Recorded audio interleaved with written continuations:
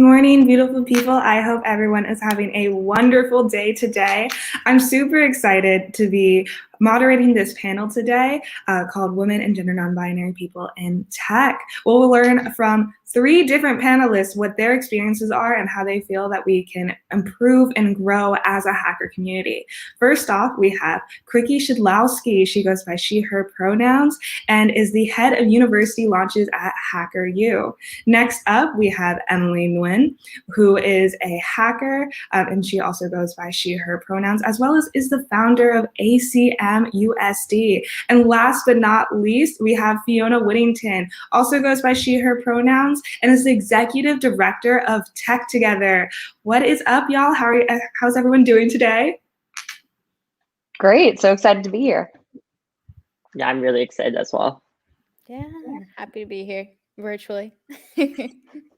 I'm super excited to I wish we could do this in person, but luckily now that we're virtual, we're able to reach everyone throughout the world. So also whoever is in the chat, I'd love to have y'all send where you are viewing from. I will see how international or how global we are. To kind of give y'all an idea of what we're going to be doing today, we're going to first have our panelists introduce themselves, and then I'll ask them a series of questions. Right now, if y'all want to pop some questions in the chat as we go on, we'll work to fit them in as we can because, this panel is for y'all. It's for y'all to learn and grow and get inspired from. So it's really cool seeing where everyone is from. We got some Brooklyn, we have some Caribbean, Mexico, and we can't forget about Lahaj land. So without further ado, I'm going to go ahead and have the panelists introduce themselves. First off, we'll have Qrikey. Hi, everyone. My name is Kriki Shulowski. I'm actually in tech kind of by accident. I got a marketing job out of college, and the founder of that marketing company had a tech startup, and it was just me and him in the trenches every day. And I got to see it acquired by a company within a year. So I was like, wow, tech's cool. So I've been in tech for about 10 years now. I've worked at a variety of startups of different sizes, everything from, just me and the founder, all the way up through a company that actually got acquired by WeWork, and so was part of like a big corporate machine. So yeah, I love tech. I found a little hole for myself in technical education because I really love when the work that you put in actually makes a big difference to people and helps people change their lives. So I really, really enjoy that. And I'm currently the head of university launches at HackerU, which is a technical skills school. So I'm not technical myself. I know enough to mess around on the back end and screw some things up for people, but I'm not technical myself, but I help launch our new programs. You know what? I think a lot of us have just enough skill to know how to mess things up in the back end. So you are here with the right people. Next up, we have Emily. Hi, everyone. So I'm Emily. I haven't been in tech for too long. I graduated college just, I think, 2-3 weeks ago. I got my degree in computer engineering and a minor in design from UC San Diego. And besides that, I'm a 23-year-old trans woman who was assigned male at birth. And I'm also the founder of my school's largest, San Diego's largest tech organization, ACMUC San Diego. I was also part of multiple student orgs on campus. I was one of the vice presidents of the largest engineering organization, IEEE. I've been involved in INIT. I've been involved in OSTEM, all sorts of different organizations, and I'm really excited to be here today. Thank you, Emily. It looks like you're getting a lot of congratulations for graduating. I know that's super exciting and sounds like you're ready to go on to the next part of your career. I think this is also very sweet. But yeah, so that's honestly phenomenal. It's great that you're in so many different things. It sounds like you definitely got to experience what's out there and can definitely appeal to our college hackers who are here today. Next up, we have Fiona. Yeah, hi, my name is Fiona. I use the pronoun she, hers, and I am the executive director and co-founder of TechTogether, which is the nation's largest organization to address the gender inequities in the hackathon community. The primary way we do that is we run gender-focused hackathons across the country for people of marginalized genders to get involved. And hackathons for the first time, 50% of our hackers are first-time hackers, and we serve over 10,000 hackers each year through our events. Personally, I went to Boston University. I graduated with a degree in advertising and computer science. And just excited to answer any questions that anyone may have about debunking hacker stereotypes. That's my favorite thing to do. And anything else about gender-focused hackathons or breaking into tech with a non-CS major. Yeah, that's so amazing. I know TechTogether. It was actually the first hackathon that I went to as a coach, and also even before I was a coach, I went to it before, and I just found the environment so welcoming. And honestly, I'm glad that there is an organization that is able to reach so widely. It looks like we also have some people from TechTogether Seattle as well. Awesome. And I'm gonna turn off my video 1 second. I'm just gonna move locations. I apologize. No But I'll be worries. right back. Yeah. So to kind of start us out, what we'll be doing today, or the first question that we'll have, is a very general one, just to get conversation flowing. So to start out, how have you felt your gender identity or expression has affected your journey into tech? And we'll just kind of go clockwise for this one. So first up, we'll have Kriki. Hey, so I think the first thing is that I've been incredibly lucky to work at a lot of organizations that were incredibly supportive and forward thinking. So I've always felt like there were tons of resources there for me if I wanted them. So anytime I talked to a manager and said, "Hey, I need some support in this way," I was really lucky to be able to get those resources pretty quickly. I think the other thing that's given me confidence. Sometimes you will find yourself in an environment where people don't necessarily expect you to be able to do something, and that's always given me a lot of confidence because if they don't expect you to be able to, like, you really don't have anything to lose. And so I always felt like I could go out there and really swing my bat without any fears. Like, I really didn't have anything at stake. And whenever I did try to do something I wasn't familiar with, I always wound up learning a ton. So yeah, that really helped me. No, I love that. Honestly, drawing that confidence from like the lack of expectations from people, showing that like you yourself can do it, and it doesn't matter if anyone else thinks you can do it, but like you know that you're capable. I love that message. Emily?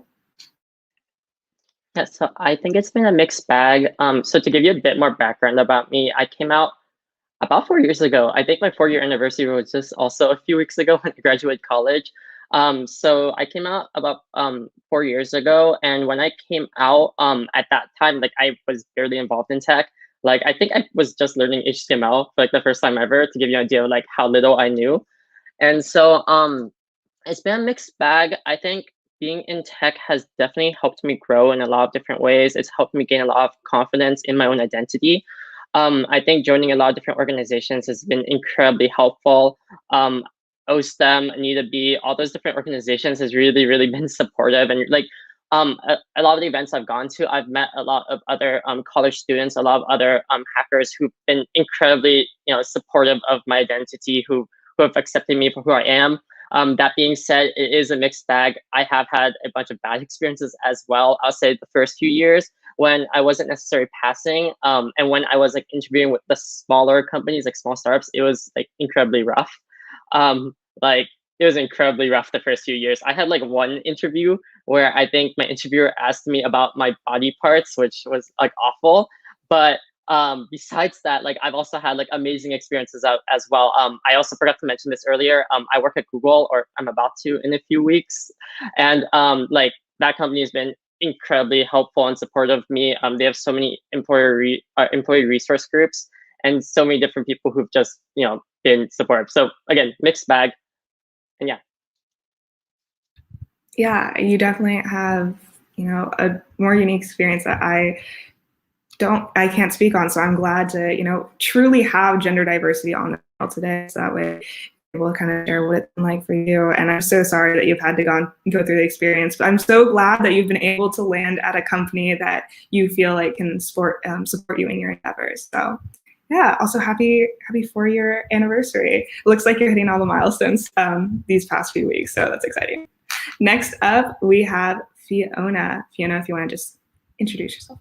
Or sorry, Fiona, if you want to talk about how your gender identity and expression has affected your journey into tech.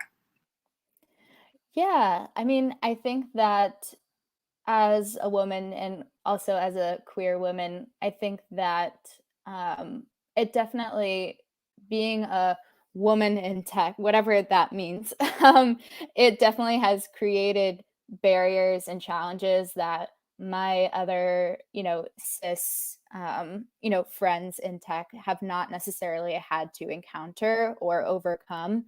I mean, when I first attended my first hackathon, someone was hitting on me the moment I walked in and asked me if I could even code.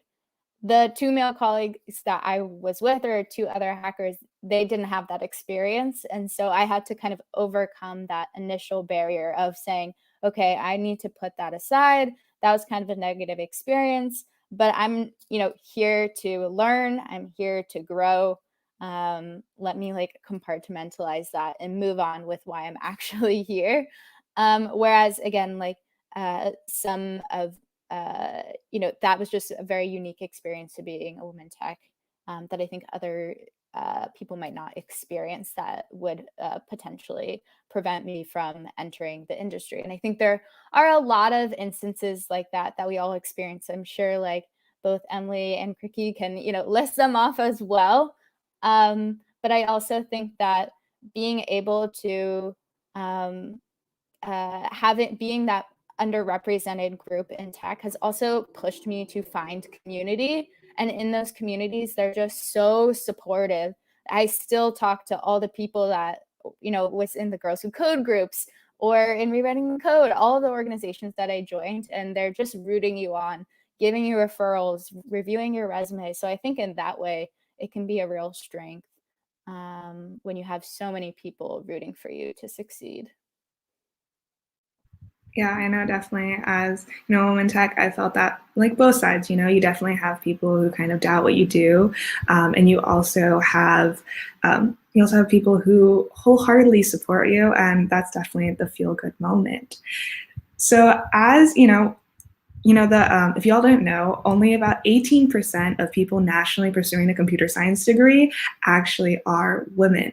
So my university is 6th in the nation as of 2019 because we have 29% of our degree program being women. So we're nowhere near half. We're just a little over a quarter.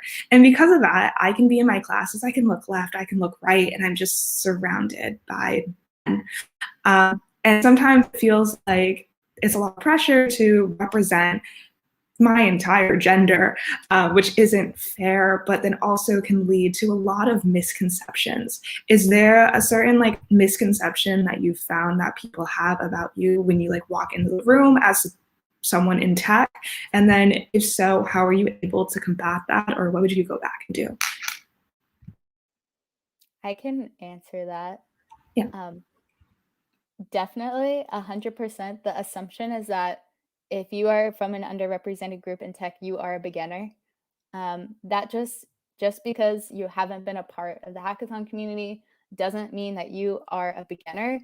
You probably have experiences that are helpful, or you have things that you can bring to the table. And if we are telling people that underrepresented groups are beginners and we need to encourage them to join because they're beginners, we're telling them that they are we're telling them that they're not enough, or they're starting out on a lower basis when they're really not. I think that's such a prevalent hacker stereotype, especially among people who are organizing these events, that I would love to debunk. And also that I think that women are also social impact focused. I think, yes, that sometimes can be true in certain situations, but also like that is just a general trend across all genders. So it's not really that like not gender specific. So if you're a hackathon organizer, stop marketing your hackathon as beginner friendly just to increase your diversity numbers, because that is not an effective mechanism. Okay, next up.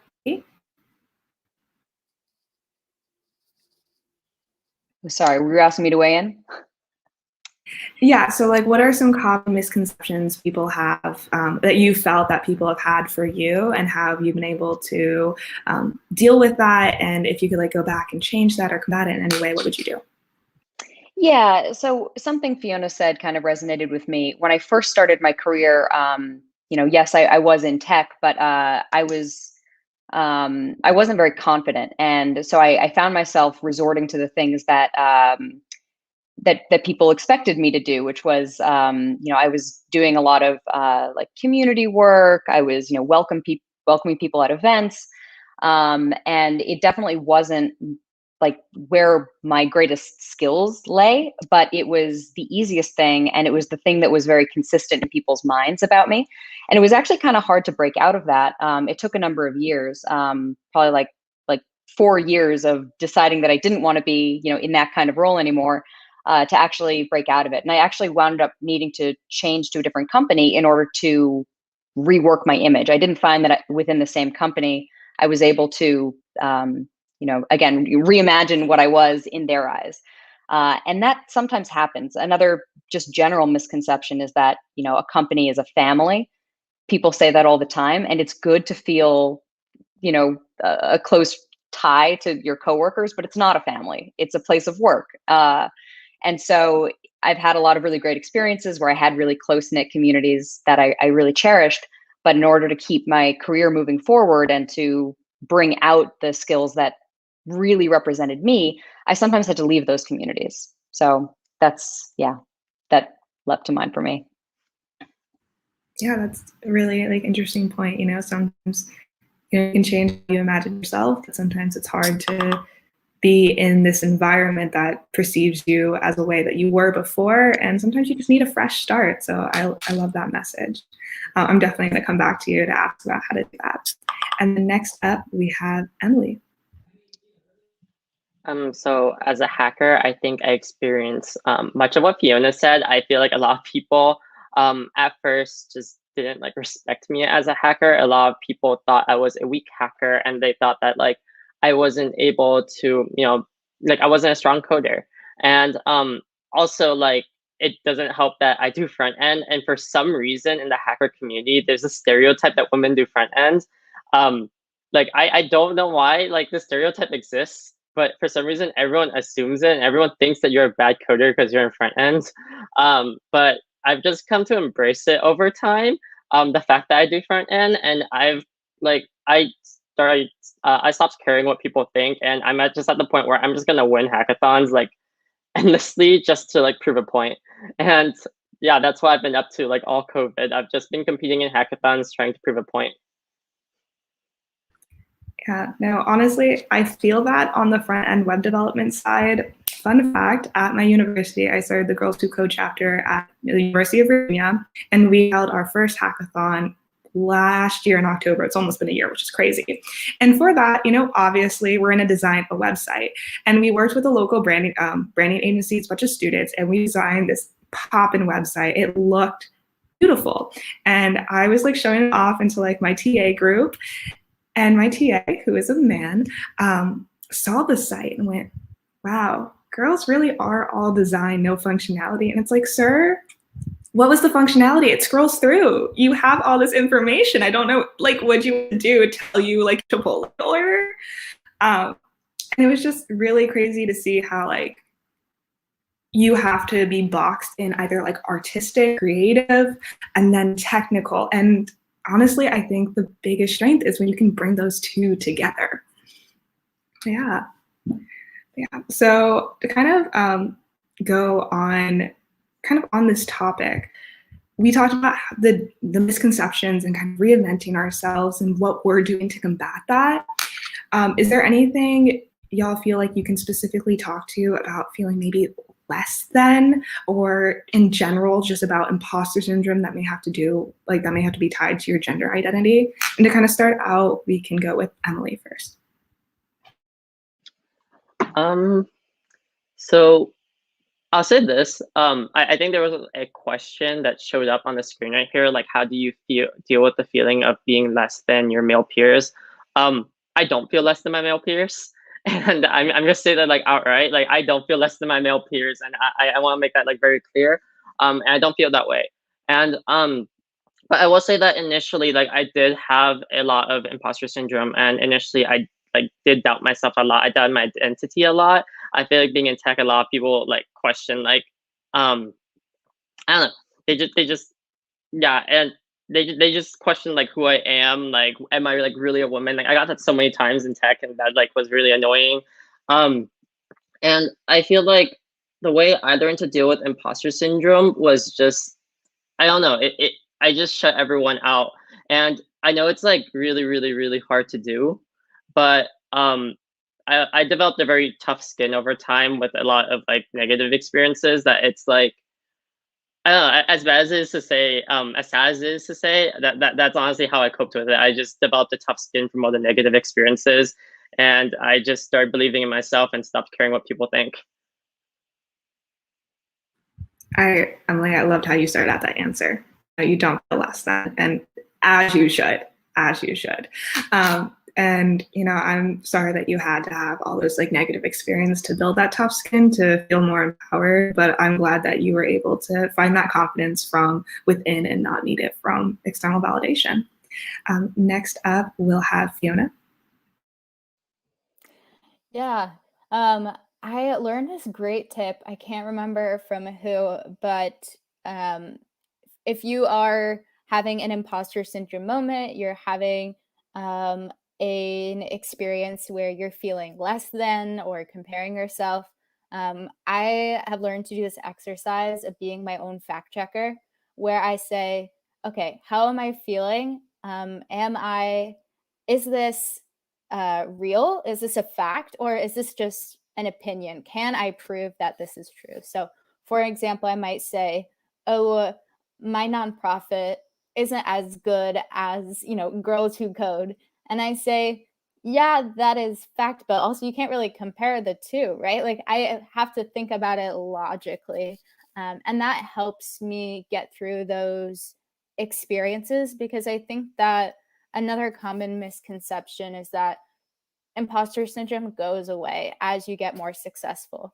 As someone who has been interviewed by the New York Times and presented on Capitol Hill and got the academic awards I always wanted, like none of that has helped build my confidence. I still feel incredibly insecure all of the time, and having that fact checker mechanism and also having people in my life that I can go to get that support has been really helpful in helping me push forward in when I am feeling less than my peers, whether they're male or not. There are some badass women there that can make me feel very intimidated. No, I love that like fact checker. Like we as humans are not rational beings. The amount of times that like I'll know one thing but feel the complete opposite is, I feel like, countless for me.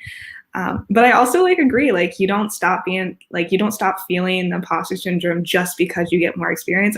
I actually feel like I experience imposter syndrome now more than when I first got started. Because when I first got started, I barely knew what was out there. I could always be like, yeah, I'm a beginner. But now it's like, I've had years of experience. Shouldn't I know how to do this? And then I have to remind myself that tech is very big and you don't need to know everything all at once. Next up, Kriki. Yeah, I really love this topic, and very early in my career, I felt this concept. I mean, I still feel it, but I felt it a lot more at the beginning of my career. I was, again, pretty lucky to be pulled into a lot of conversations that were for people that were like at levels higher than I was. And I absolutely succumbed in a lot of those situations to feeling like I shouldn't say anything. I don't know anything. I literally shouldn't be here probably.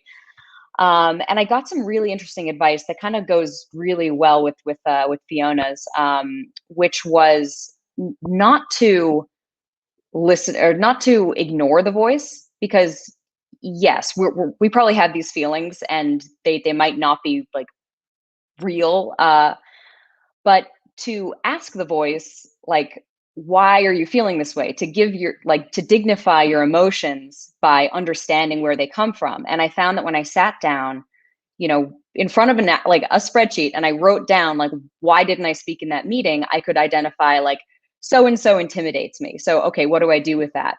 Maybe I get a coffee with that person so that the next meeting I know them better and they don't intimidate me as much. Maybe someone asked me a question that I felt like I should have known the answer to. Okay, I should go and, brush up on that thing, or, be ready with that kind of data next time. And I found that the more questions I asked myself, the more I understood why I was feeling that voice. And again, sometimes for good reasons, sometimes not. But I found that listening to that voice and really interrogating it and being like, why are you here? Really helped me make a path forward for myself. No, I love, like, for me, I'm a very task-oriented person. I feel like I need to do lists. And I think I'm going to steal that technique, actually, because I love how you felt what you felt. You didn't punish yourself for feeling.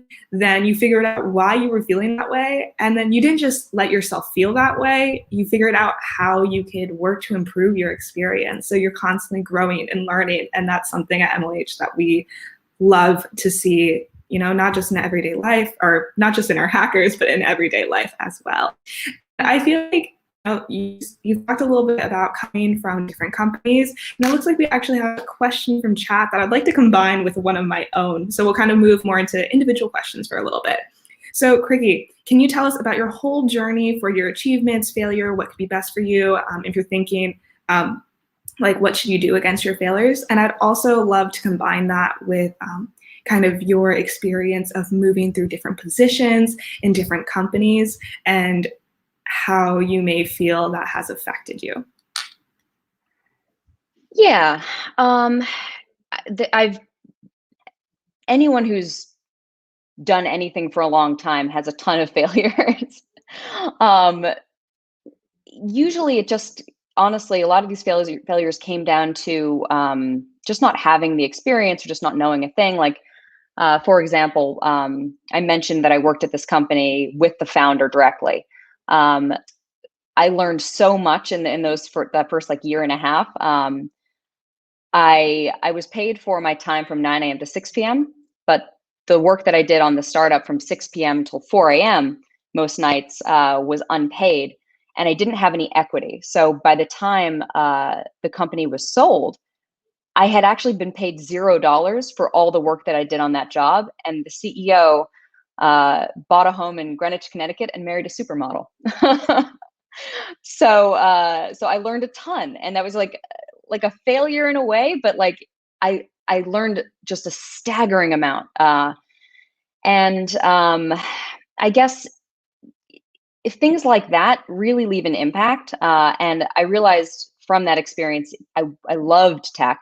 I loved it so much I was willing to kind of go unpaid, which you should never do. Like, you should have, work-life balance and be compensated for your time because you're worth it.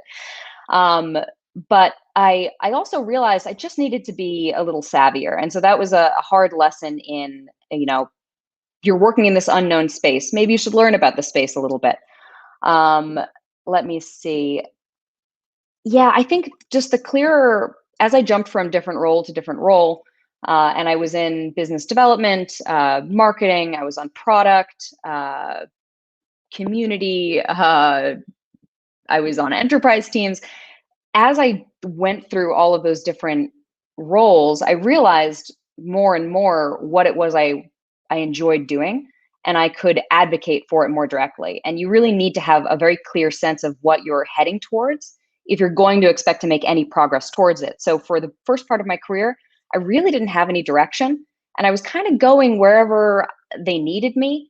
And I had a lot of skills, so I was needed in a lot of places, and I happened to learn a lot of things. But it really wasn't until I found that really nice overlap of, and this isn't my framework, it's called Ikigai.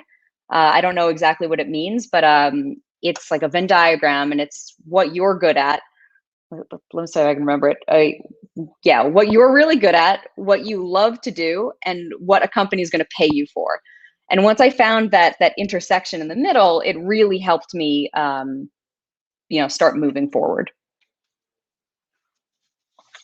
Wow, I love that. And did you say Ikigai? Could you spell that for me just in case? If you Google it, you could find it, but it's Ikigai, I think. Ikigai. Okay, that sounds okay. Ikigai. I think so, yeah.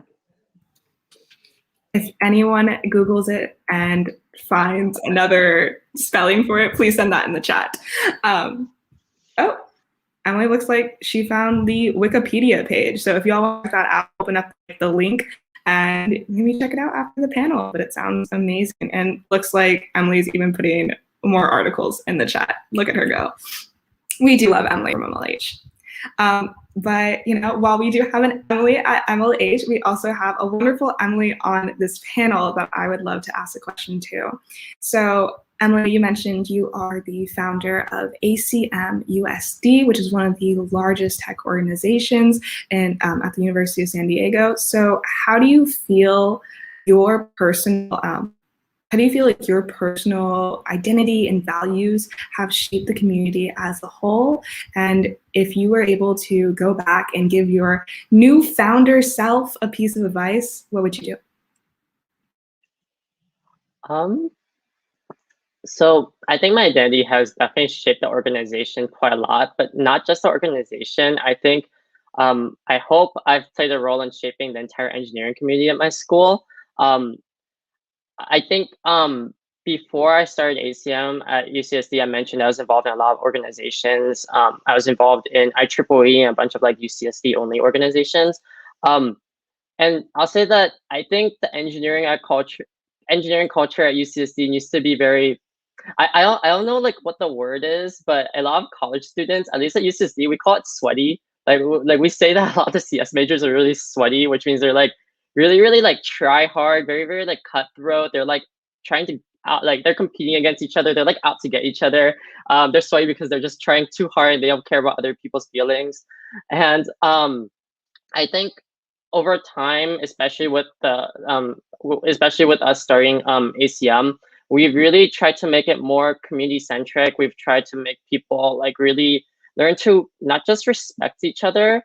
I don't think just respecting each other is enough. I think we've managed to get people to really care about each other, to really support each other, not just like give each other referrals, not just like, to help each other, do mock interviews, but like it goes beyond that. It's like supporting each other's identities, really like accepting each other for, who we truly are. And I think it's definitely like come a long way, and it's definitely improved a lot. I'm really proud of the fact that like our community, it's not like a crazy high number. It's 10% LGBTQIA, but considering it's the biggest tech org at our school, it's like the general tech org at our school. I'm pretty proud of like that statistic, because that's like hundreds of like LGBTQIA plus people like in the community. And yeah, I really just think it's helped make the culture, for lack of a better word, less sweaty. Yeah. No, like now that you say the word sweaty and you've defined it, I feel like I have heard it before, and that is grossly accurate of a lot of college institutions right now in regards to CS.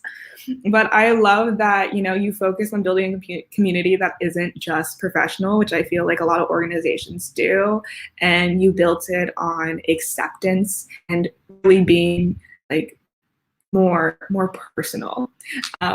It looks like Emily has found a new word that she will never not use anymore.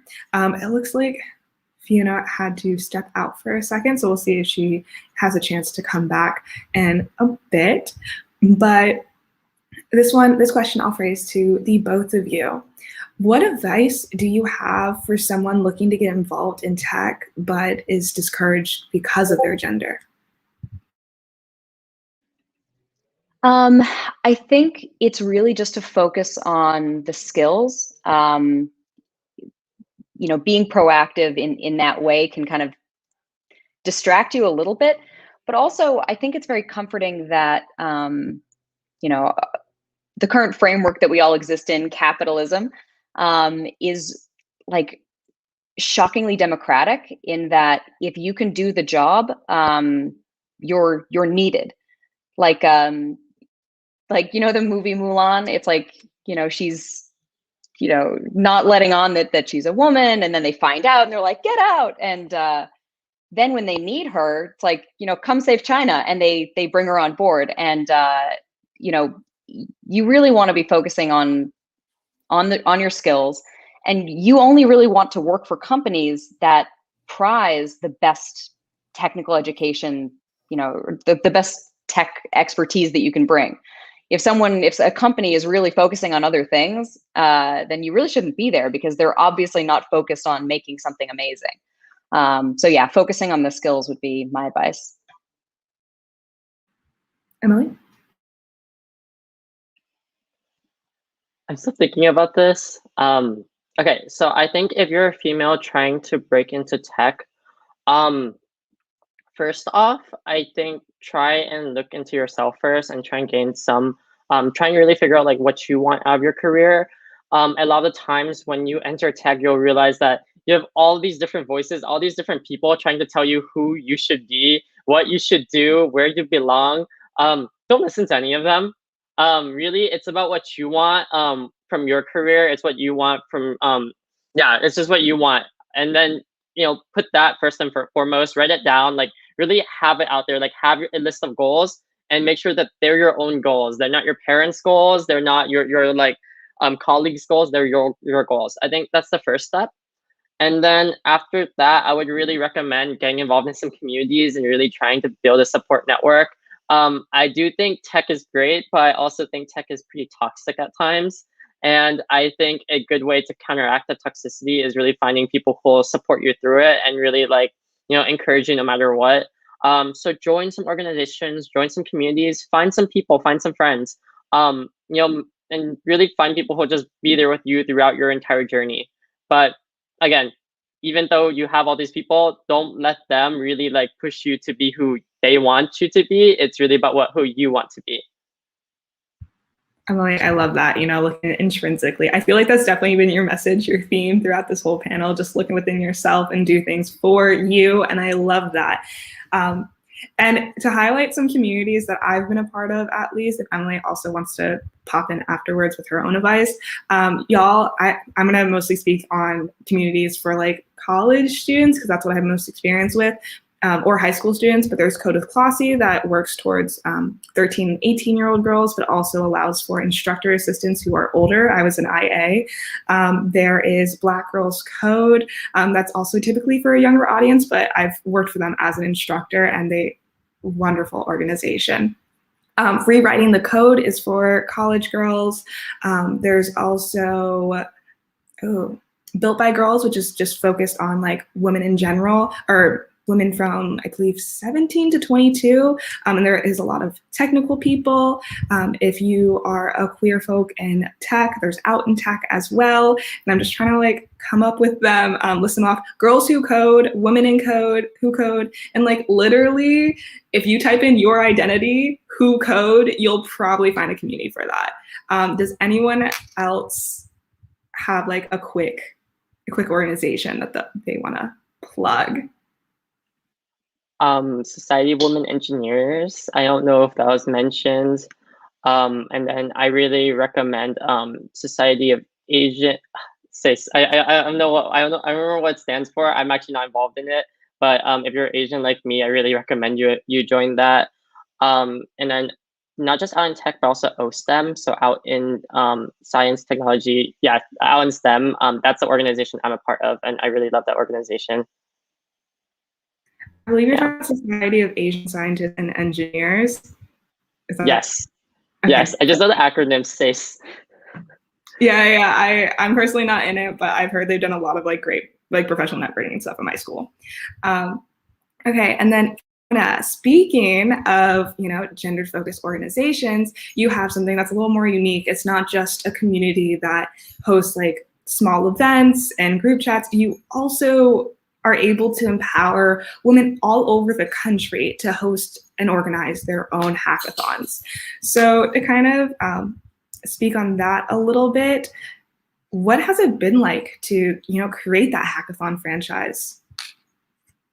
Yeah, and I apologize for dropping off earlier. My computer is already ready for the long weekend and is having technical difficulties.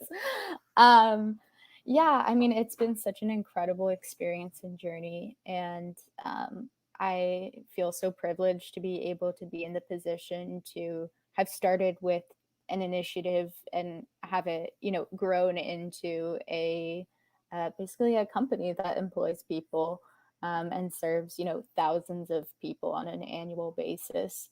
I think for expanding TechTogether's mission, beyond the gender binary, I think that it just always made sense to me.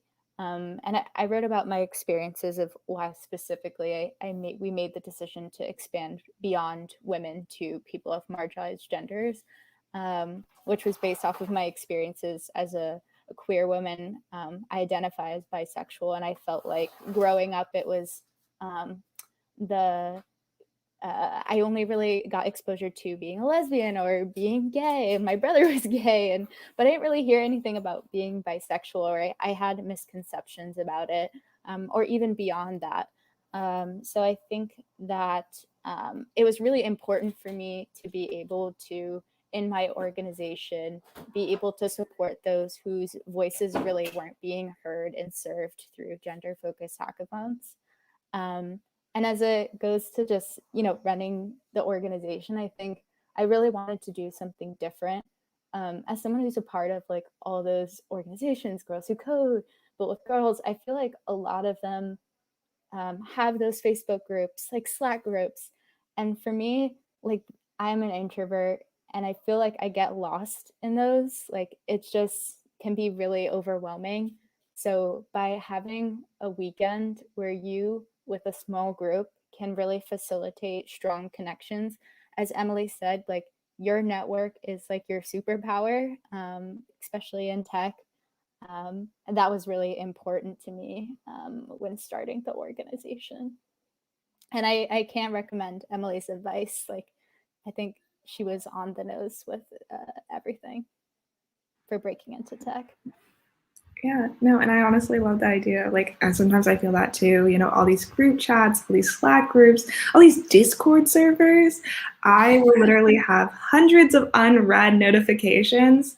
And I do very much prefer, having that like set time to talk to someone and like mentally prepare myself for it. And that hackathons have given me that small group experience that I have been grateful for.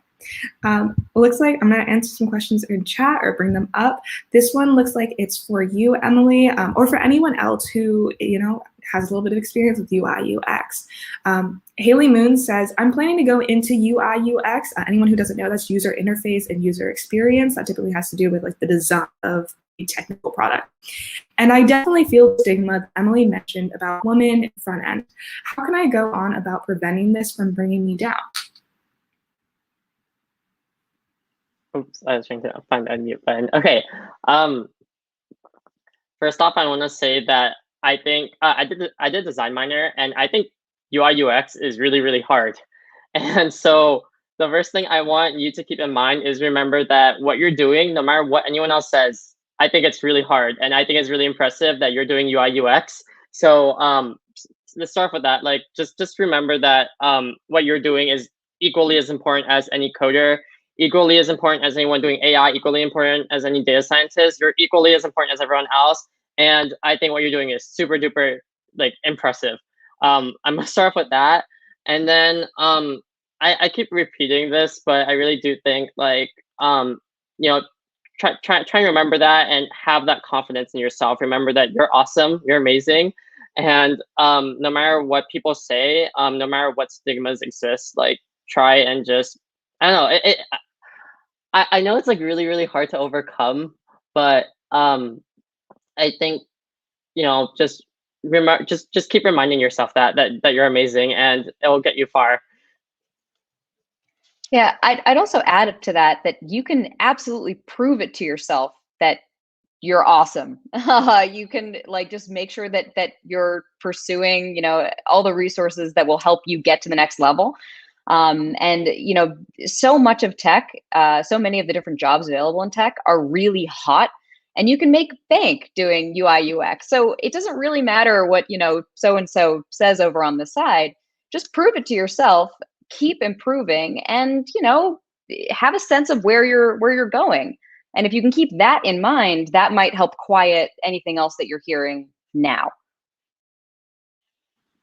I want to add on to that real quick. Yeah, I think at the start of my career, everyone told me that front end, you probably get replaced by AI and you wouldn't be making any money. And you know what? Like 2-3 years later, I'm working at Google now, and I'm making a lot more money than the people who told me that. So you know what? Like, just shout the haters. We do love proving people wrong, honestly. But yeah, no, like I feel that a lot. Like front end, I think one thing to like really remember is, would you use a product that doesn't look good?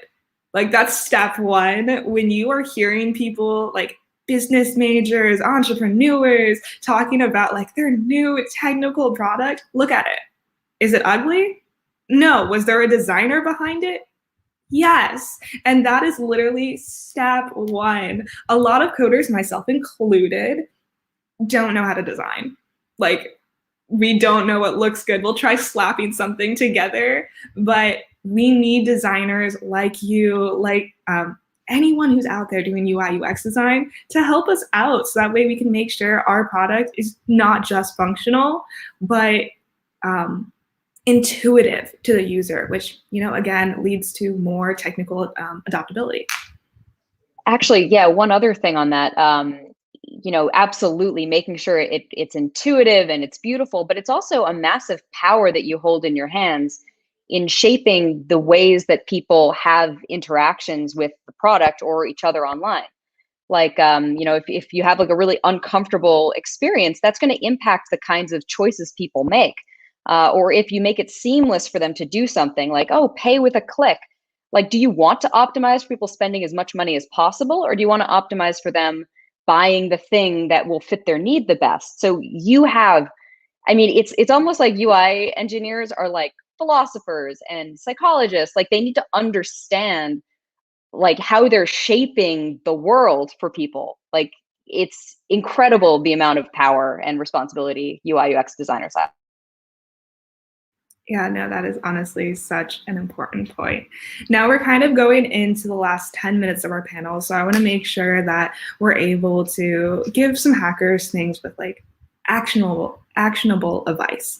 So this would be geared towards, women, gender non-binary people, or, just allies in general who want to empower hackers to promote gender diversity in the community.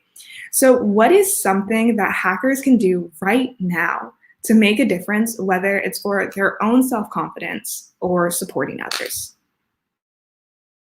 And then let's go ahead and start with Fiona.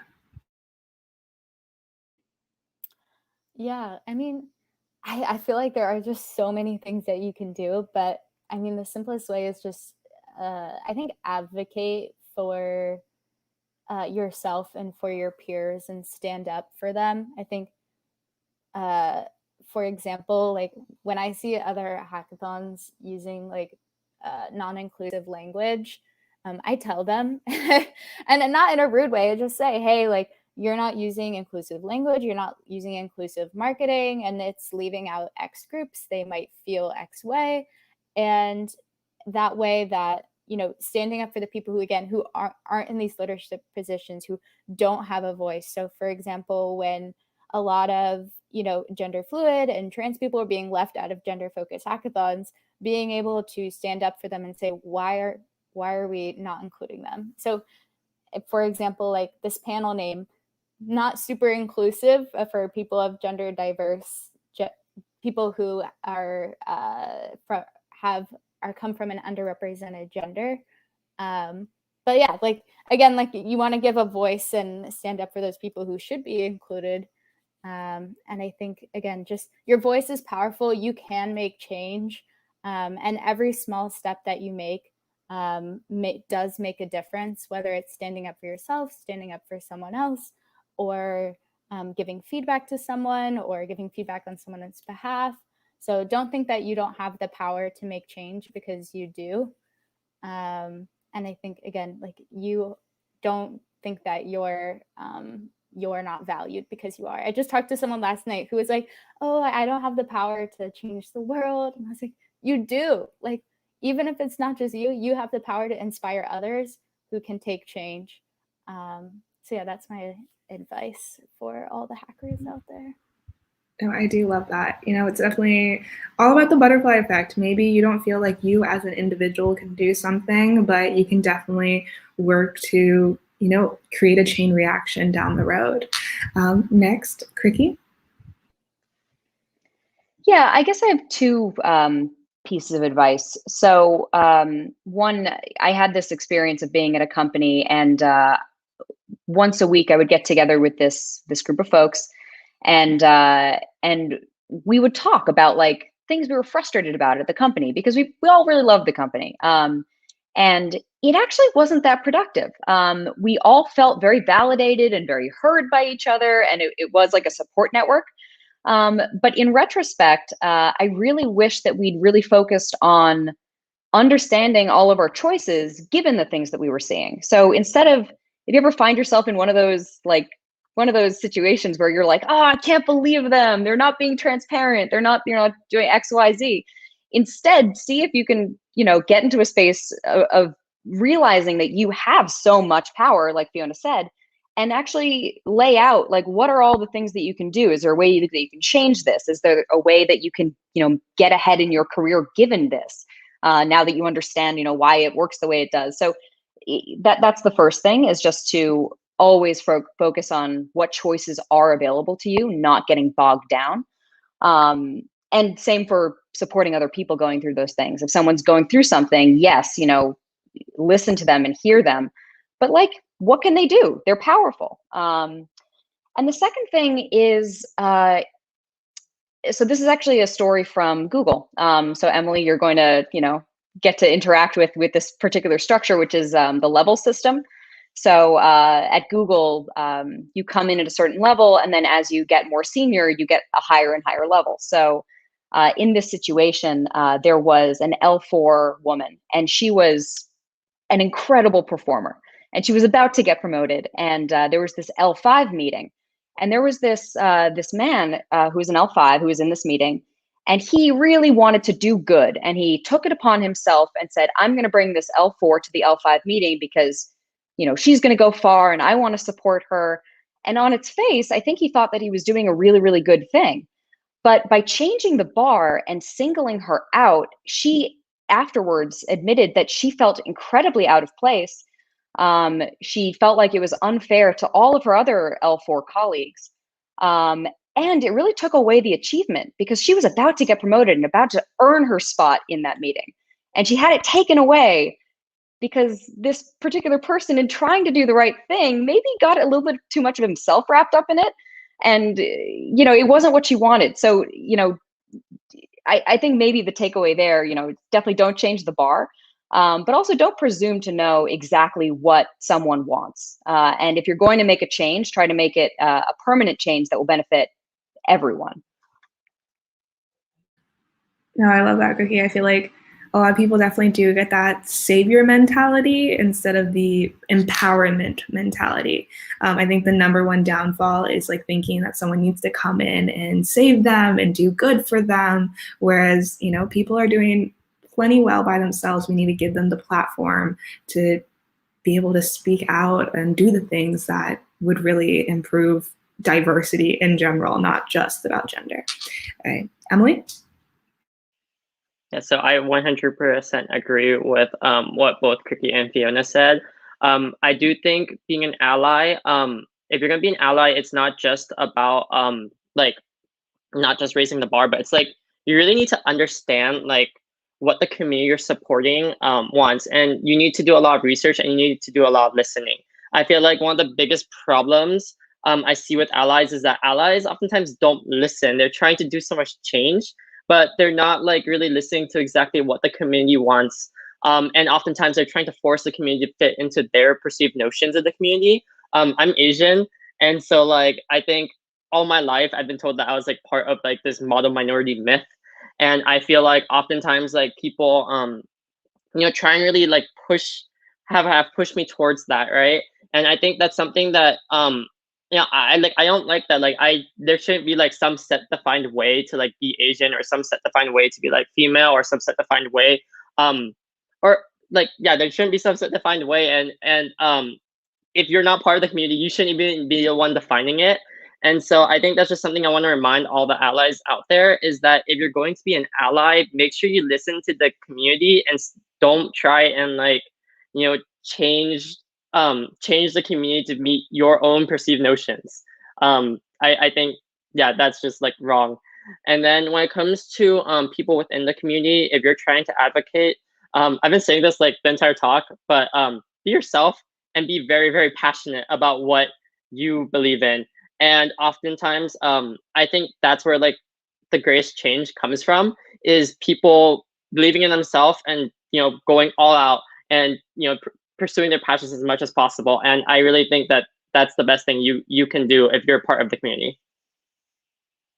Yeah, no, I honestly love that. And Emily, like, that preconceived notion of being the model minority is definitely something that I've felt. And sometimes I feel like, similar to what Qrikey says, it feels like your achievements are being taken away because they're being attributed to, the man who brought you into the meeting, or just simply the race that you had no choice in. So it looks like we do have some Emily fans in here. And I also just want to say, we're towards the end of the hour, and I want to thank all three of you for coming on stream to, talk about your experience and also give some great tips, like Qrikey with your like kind of like an Excel sheet of like why you're feeling that way and how you can fix it. I love Excel sheets. I am going to steal that, and I hope there are some hackers here who will do that as well. So before we leave, I want to make sure that hackers, if they would like to reach out to you, what would be the best way to do that? Fiona?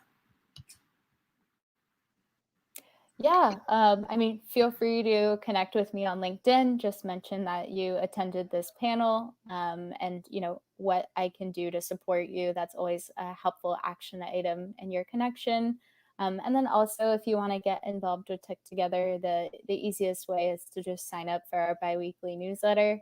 Ads has a lot of resources that we kind of covered today, which is breaking into tech, workshops. A lot of MLH events are in there.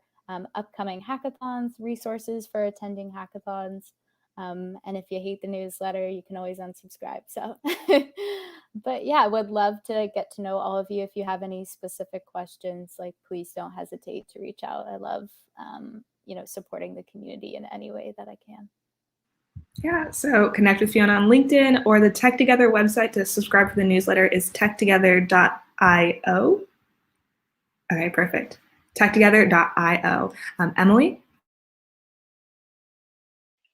For me, feel free to connect with me on LinkedIn as well. I'll post my LinkedIn in the private chat, and then perhaps you could post it up in the Twitch chat.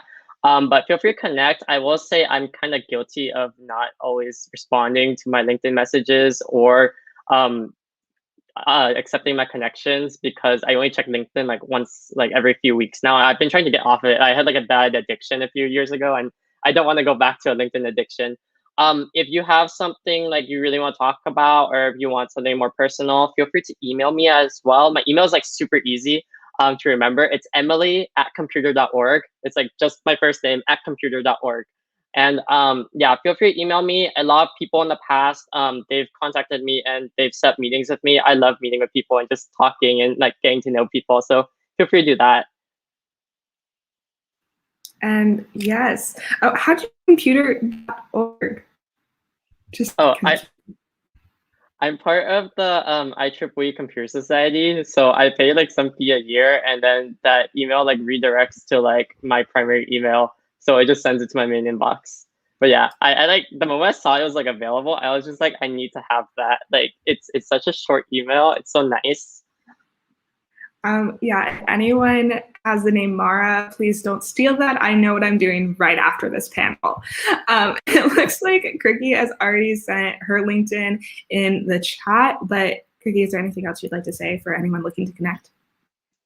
Yeah, really, don't be afraid to reach out. I'd love to hop on a phone call, video call. I love talking to people. And also, if you are looking, you're starting to do the job thing, and you see that I'm connected to someone that you want to be connected to, just let me know and let's talk, and I'll connect you.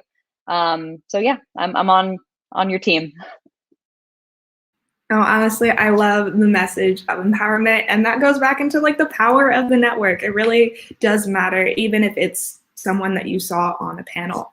But it looks like now it is going to be time for the leaderboard update with Ryan and Mary, so that's super exciting. And I just want to thank everyone for participating today, for taking the hour out of the day. And also thank you to everyone in the audience who took their time to ask questions, be engaged, and I hope that everyone had a chance to learn something.